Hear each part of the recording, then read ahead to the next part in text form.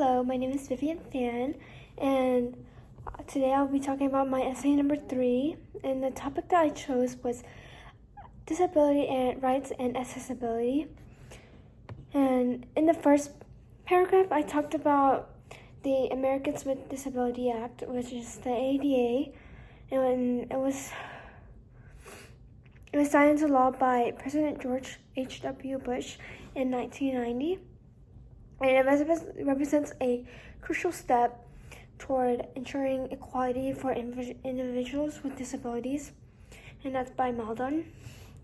And the ADA comprises of 5 titles addressing different aspects of accessibility and discrimination, which is from that sentence is from segregation civil rights. And the next thing I talked about was the different titles, which is there's 3 titles. The first one is the first title talks about prohibits employment discrimination and applies to businesses with 15 or more employees, enforced by Equal Employment Opportunity Commission, which is EEOC. And then the second title is ensures public services such as transportation are accessible, requiring providers to make vehicles, terminals, and stations accommodating individuals with disabilities. And the next title I talked about was Title 3, and this one extends protections to private businesses offering public accommodations, including restaurants, schools, and hospitals, requiring them to be accessible to all, which is in the Guide to Disability Rights Laws. And the next part I talked about was how people were treated back then. I said back then people with disabilities were considered as mager, tragic, and pitiful individuals, unfit and unable to contribute to society except to serve as ridiculed objects of entertainment and circuses and expectations. And then next thing I said was many people thought that disabled people were also abnormal and feeble-minded, and numerous people were forced to undergo sterilization. And that's from the ADL education. And then the next part, I talked about how people were still being discriminated during World War I. When veterans with disability expected that the U.S. government provided rehabilitation in exchange for their service. So what that statement is talking about is the veterans who did their time in the in the military or like the Navy or like during the World War I, fought in World War I, they thought they would get like the accessibility needs that they need for their service, but the government never ended up giving them that right.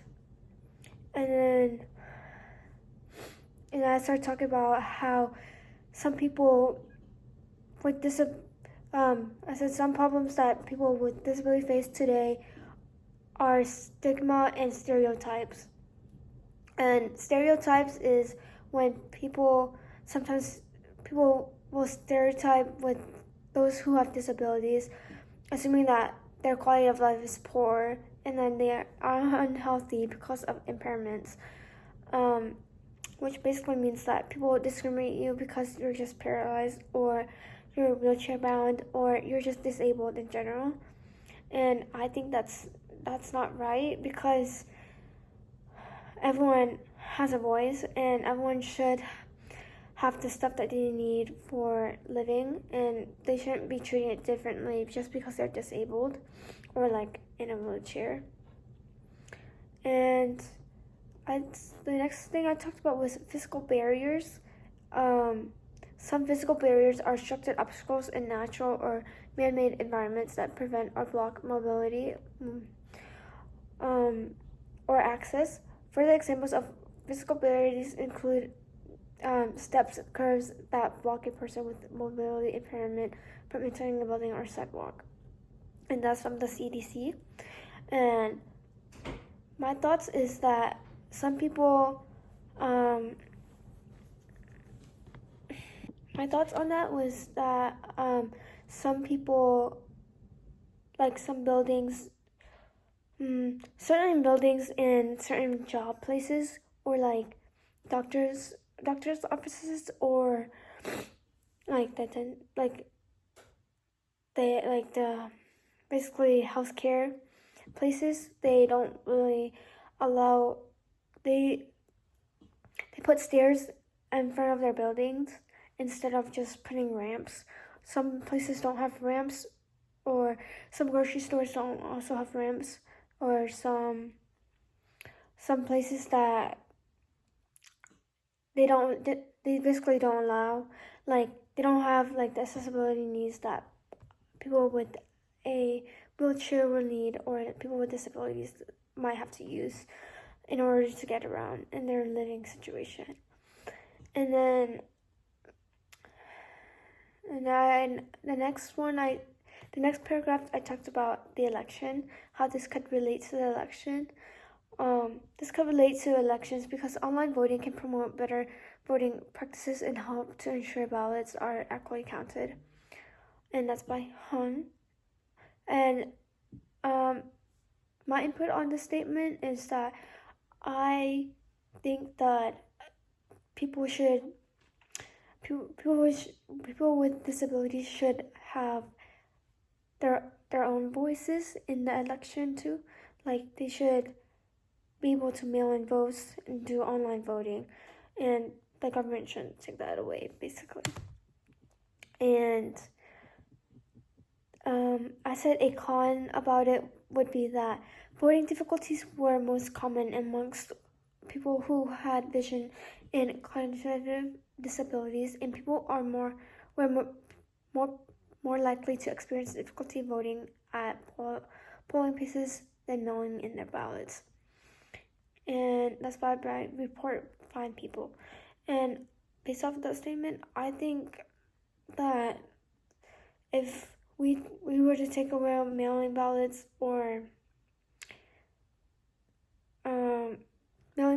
then it would not allow elderly people to have a chance to vote for the president.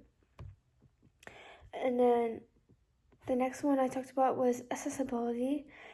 Is about more than convenience. It's about fairness, equality, and giving everyone the chance to fully participate in life.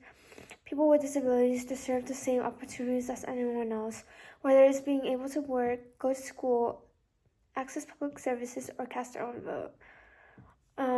The Americans with Disability Act has made a big difference, but there are still many barriers that need to be addressed. Things like